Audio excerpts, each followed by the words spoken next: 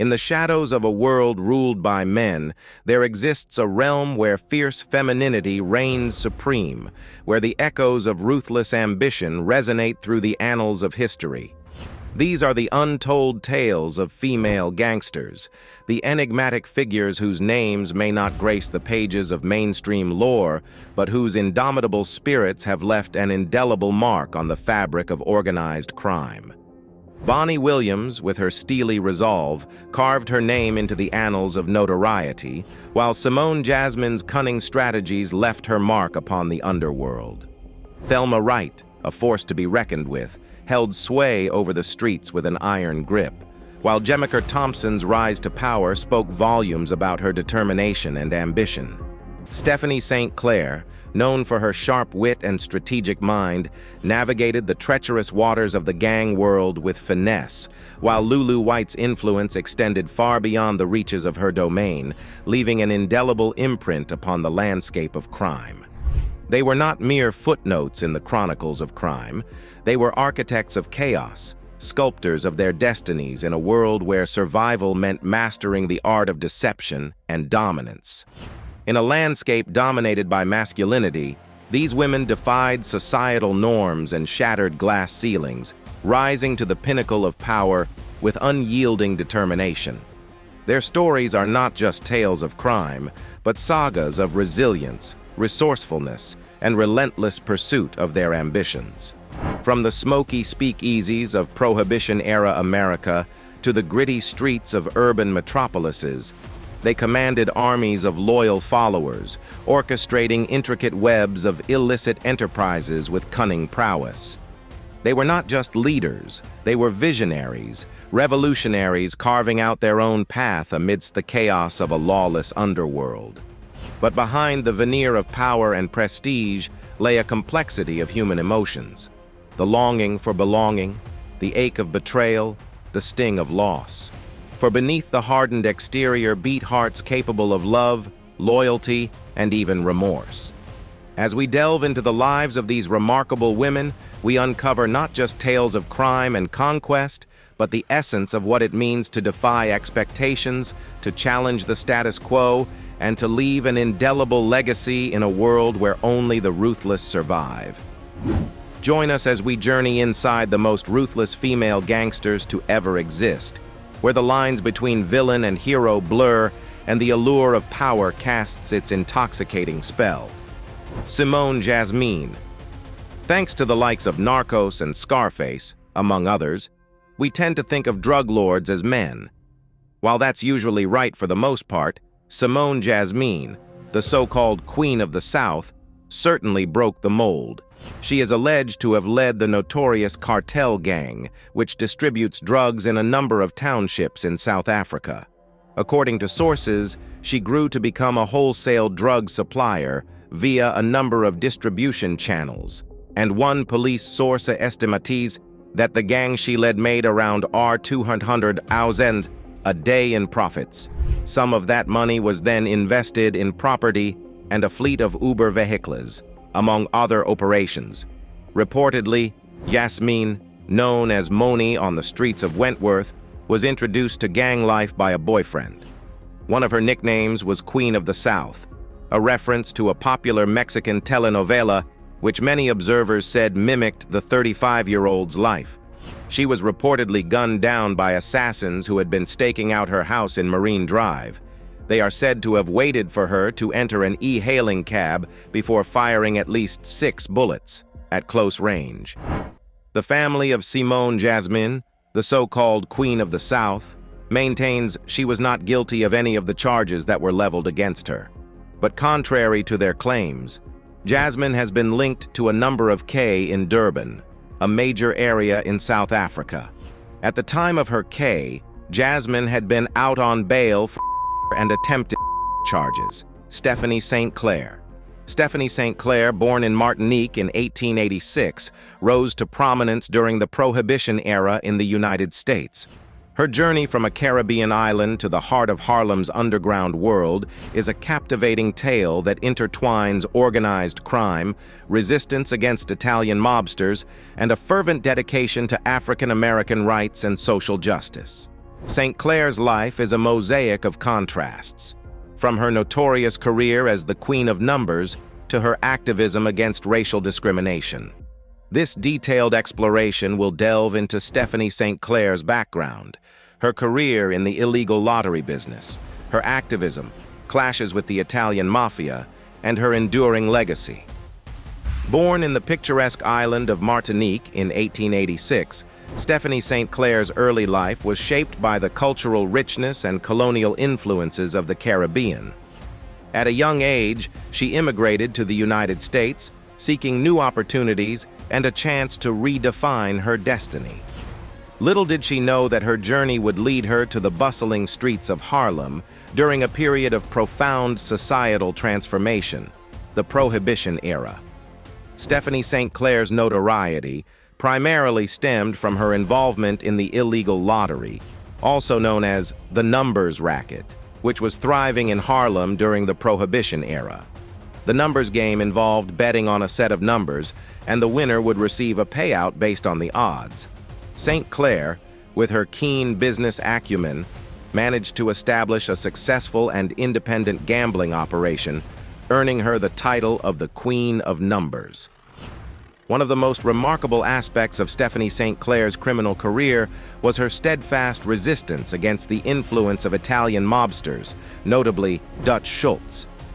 During the Prohibition era, the Italian Mafia sought to expand its control over various criminal enterprises, including the lucrative numbers game in Harlem.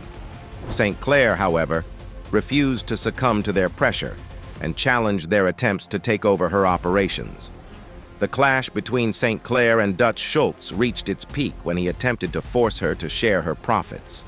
Unyielding and undeterred, St. Clair took the matter to court, exposing Schultz's criminal activities. This bold move not only highlighted her resilience, but also demonstrated her ability to navigate the legal system to protect her interests.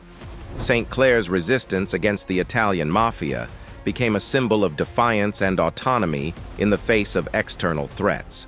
Stephanie St. Clair's clashes with the Italian Mafia, particularly Dutch Schultz, cemented her legacy as a formidable figure in the history of organized crime. Her ability to resist external pressure, navigate legal challenges, and maintain control over her criminal empire set her apart from many of her contemporaries. The Queen of Numbers became a symbol of empowerment for those who faced adversity in a society that often marginalized them. St. Clair's empire extended beyond the confines of conventional criminal enterprises, and her influence within the Harlem community became palpable. Operating in a predominantly African-American neighborhood, she provided jobs and economic opportunities to many residents who faced limited prospects due to racial discrimination. St. Clair's rise to power in the numbers game was a testament to her business savvy and resilience in a male-dominated and racially charged underworld. Lulu White. In the vibrant cultural tapestry of New Orleans, one woman emerged as a central figure in the city's clandestine underworld. Lulu White, a name synonymous with opulence, power, and the intricacies of the S-trade, left an indelible mark on the history of New Orleans. Her most renowned establishment, Mahogany Hall, stood as a testament to the tumultuous dynamics of race, power, and S during the Belle Epoque era. Lulu White's origins are shrouded in mystery, adding to the allure of her persona. Born in the late 19th century, little is known about her early life or family background. Some sources suggest she was of Creole descent, while others speculate on a Caribbean heritage. This enigmatic beginning set the stage for a life filled with intrigue and controversy. White's ascent to prominence in New Orleans coincided with the city's burgeoning reputation for music, culture, and a vibrant nightlife. As the Belle Epoque era unfolded, White navigated the complex social and racial dynamics of the time, establishing herself as a formidable figure in the city's underbelly. During the early 20th century, New Orleans was rife with brothels that catered to a diverse clientele. The city's laissez-faire attitude towards vice and its racially diverse population created an environment conducive to the flourishing of the S-trade. Lulu White, seizing the opportunity, ventured into this world with a keen business acumen. Lulu White's most famous establishment, Mahogany Hall, transcended the typical image of a brothel. Situated in the heart of the Storyville district, Mahogany Hall became a symbol of luxury, decadence, and unbridled excess. Its opulent interiors and extravagant offerings attracted both local elites and visitors, establishing it as an iconic institution in the history of New Orleans' red light district. One of the defining features of Mahogany Hall was its association with interracial S-work. At a time when racial segregation and discrimination were pervasive, Mahogany Hall dared to challenge societal norms by providing a space where individuals of different races could come together, albeit within the confines of the S-trade. This aspect of White's business ventures added a layer of complexity to the already intricate social fabric of the era. Lulu White's life in Mahogany Hall left an indelible imprint on the cultural landscape of New Orleans. The allure of her palace, coupled with the taboo nature of her business, contributed to the mystique surrounding her persona.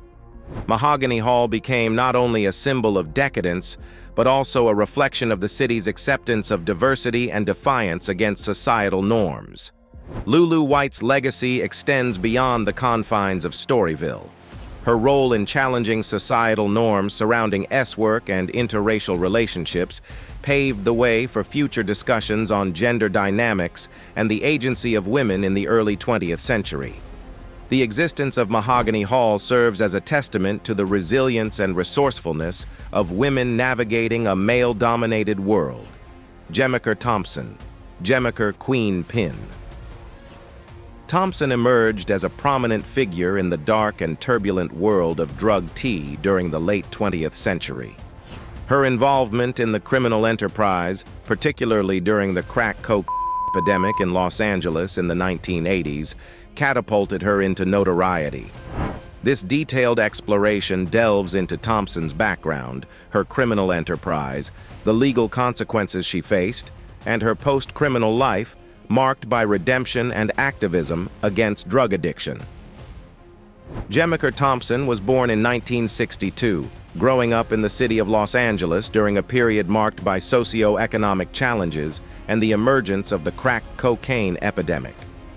Raised in an environment rife with poverty and limited opportunities, Thompson found herself drawn into the allure of the lucrative drug trade that permeated the streets of her neighborhood. Her journey from a disadvantaged upbringing to becoming a major player in the criminal underworld is emblematic of the societal challenges that fueled the rise of drug lords during that era. Thompson's ascent in the drug trade was characterized by a combination of strategic alliances and ruthless tactics. As the crack epidemic swept through Los Angeles, she seized the opportunity to establish herself as a formidable force in the criminal hierarchy. The Queen Pin moniker bestowed upon her reflected her status as a powerful and influential figure within the drug tea network. During the 1980s, Thompson operated at the epicenter of the crack trade, a period marked by unprecedented levels of violence and addiction. As a key player in this illicit business, she oversaw a vast network involved in the production, distribution, and sale of crack. The allure of immense profits and the ruthlessness required to navigate the dangerous underworld propelled Thompson to the upper echelons of the criminal hierarchy. Thompson's criminal enterprise was not only characterized by the scale of her operations, but also by the strategic alliances she forged. The drug trade during this era was highly competitive and marked by territorial disputes. Thompson navigated this treacherous landscape by forming alliances with other influential figures, ensuring the protection of her interests and expanding her influence. Violence became an integral part of Thompson's operations. Clashes with rival factions, internal disputes within her organization, and the constant threat of law enforcement posed significant challenges. Thompson's rise to power was punctuated by a series of violent incidents, underscoring the brutal nature of the drug trade during that tumultuous period. The inevitable collision with law enforcement finally caught up with Jemer Thompson in the early 1990s. Arrested and facing serious charges related to drug tea and other criminal activities, Thompson found herself at a crossroads. Faced with the prospect of a lengthy prison sentence, she made a fateful decision that would alter the course of her life. Jemer chose to cooperate with law enforcement.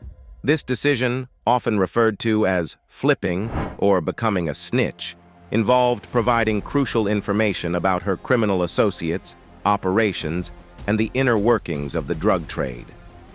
Thompson's cooperation was instrumental in dismantling parts of the criminal network she had once helped build.